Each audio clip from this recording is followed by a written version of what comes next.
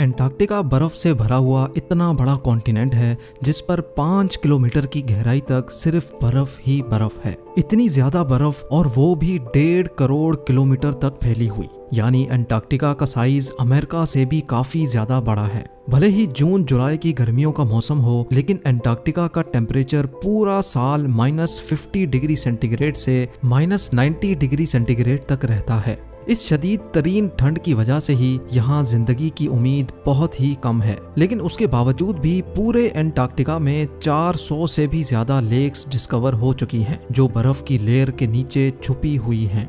GeM TV के videos में एक बार फिर से खुशामदीद। नाजरीन, एंटार्क्टिका में ना ही कोई टाइम जोन फॉलो होता है और ना ही यहाँ किसी कंट्री का कब्जा है। हत्ता के पूरे एंटार्क्टिका में सिर्फ 2 ATM मशीन्स लगी हुई हैं। कई लोगों का मानना है कि एंटार्क्टिका की बर्फ के नीचे कई राज पोशीदा हैं। कुछ का तो ये भी मानना है कि बर्फ से ढके हुए इस मिस्टीरियस कॉन्टिनेंट के नीचे एक अलग ही दुनिया बसती है जहां एलियंस का राज है। लेकिन रिसर्चर्स और आर्कियोलॉजिस्ट इस मिस्टीरियस कॉन्टिनेंट के पोशीदा राजों को फाश करने के लिए दिन रात मेहनत कर रहे हैं। इन्होंने यहाँ चंद ऐसी चीजें भी तलाश की हैं जिनको देखकर साइंस भी हैरान रह जाती है। और आज आप देखेंगे एंटार्क्टिका की बर्फ के अंदर से मिलने वाली चंद हैरत अंगेज चीजें। तो आइए शुरू करते हैं। नंबर 8। 2009 में एक डिस्कवरी ने रिसर्चर्स के रोंगटे खड़े कर दिए जब एंटार्क्टिका की बर्फ के अंदर से एक बिल्ली का ढांचा मिला। लेकिन इसमें हैरान करने वाली बात ये नहीं थी कि ये ढांचा बिल्ली का है, बल्कि हैरान करने वाली बात ये थी कि ये जिस बिल्ली का ढांचा था वो आम बिल्ली नहीं बल्कि अंडे देने वाली बिल्ली थी। जब रिसर्च लैब्स में इस अजीब बिल्ली के ढांचे पर मजीद तहकीक की गई तो मालूम पड़ा कि ये जानवर कम से कम भी 2 करोड़ 50 लाख साल पहले धरती पर पाया जाता था।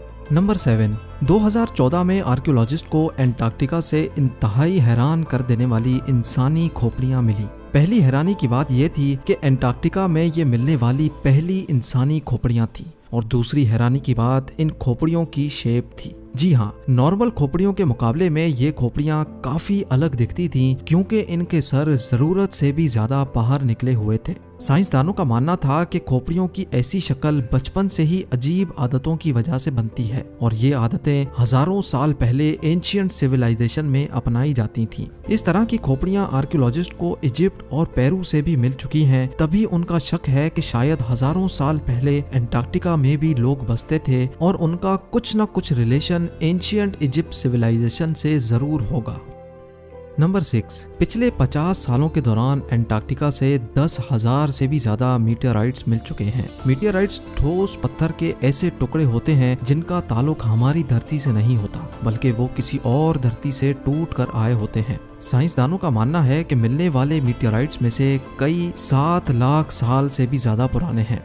वैसे तो ये पता लगाना बहुत ही मुश्किल है कि इन मीटियोराइट्स का ताल्लुक किन सितारों या प्लेनेट से है, लेकिन 2002 में एंटार्क्टिका पर गिरने वाला एक छोटा मीटियोराइट 2015 में डिस्कवर किया गया था, और साइंस का मानना है कि ये कहीं और से नहीं बल्कि मार्स से टूटकर आया है, क्योंकि इस मीटियोराइट के अंदर ऐसे बैक्टीरिया थे जो मार्स पर पाए जाते हैं।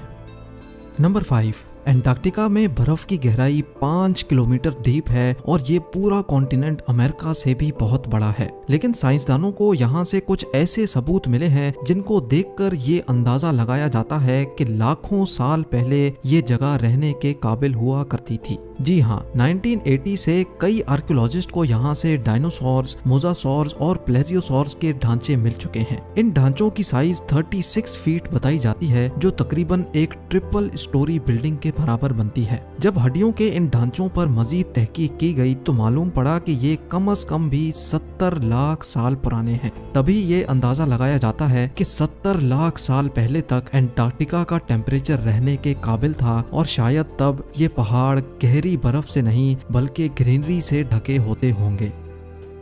नंबर 4। वाटरफॉल्स तो हम सबने कई बार देखे हैं, लेकिन एंटार्क्टिका में टेलर ग्लेशियर के मकाम पर एक पॉइंट ऐसा भी है जहां वाटरफॉल नहीं बल्कि ब्लड फॉल होता है। 1911 में टेलर नामी एक साइंटिस्ट ने पहली बार इस ब्लड फॉल को डिस्कवर किया था। कई सदियों तक यही माना जाता था कि वाकई इस ग्लेशियर के अंदर से खून बहता है, लेकिन मॉडर्न साइंस ने जब इस पर मजीद रिसर्च की तब उनको जो मालूम पड़ा वो इससे भी ज्यादा हैरत अंगेज था।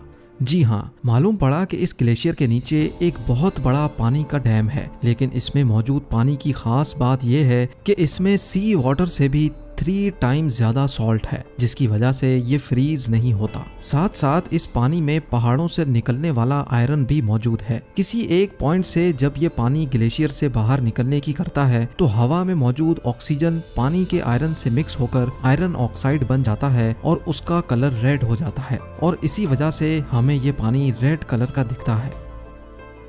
नंबर 3, ब्लड फॉल ग्लेशियर के नीचे मौजूद पानी में साइंसदानों को एक और हैरान करने वाली चीज भी मिली। पानी में टोटल 17 टाइप्स के बैक्टीरिया भी पाए गए, जिनको जिंदा रहने के लिए ऑक्सीजन और सनलाइट की भी जरूरत नहीं होती। एक्सपर्ट्स का मानना है कि ये बैक्टीरिया की ऐसी किस्म है जो ऐसे प्लैनेट्स पर पाई जाती है जहाँ पर ऑक्सीजन और सनलाइट का नामो निशान तक नहीं होता। लेकिन ये बैक्टीरिया हमारी धरती पर कैसे आए, ये राज अभी भी पोशीदा है।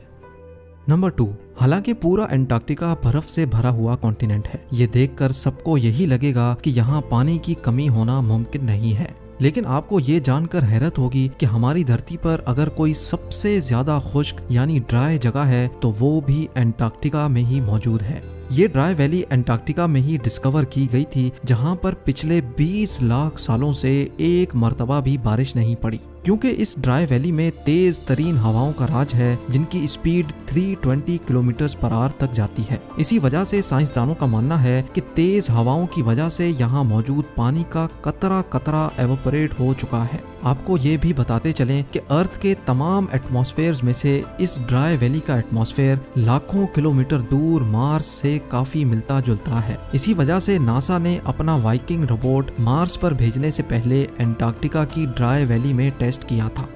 और अब नंबर 1, आर्कियोलॉजिस्ट की एक टीम को एंटार्क्टिका की बर्फ के अंदर 1100 फीट की गहराई से एक इंतहाई खौफनाक मखलूक का ढांचा मिला। ये पता लगाने के लिए कि ये ढांचा कौन से जानवर का है, कई एक्सपेरिमेंट्स किए गए, लेकिन हैरत अंगेज तौर पे इसका स्ट्रक्चर किसी भी जानवर से मैच ना हो सका। इस खौफनाक ढांचे की लंबाई 8 फीट बताई जाती है, जिसकी हड्डियां बॉडी से निकली हुई हैं। कई सालों की मेहनत के बाद भी आज तक ये पता नहीं लगाया जा सका कि ये जानवर कौन सा था और आखिर इस धरती पे आया कहां से था। उम्मीद है जेम टीवी की ये वीडियो भी आप भरपूर लाइक और शेयर करेंगे। आप लोगों के प्यार भरे कमेंट्स का बेहद शुक्रिया। मिलते हैं अगली शानदार वीडियो में।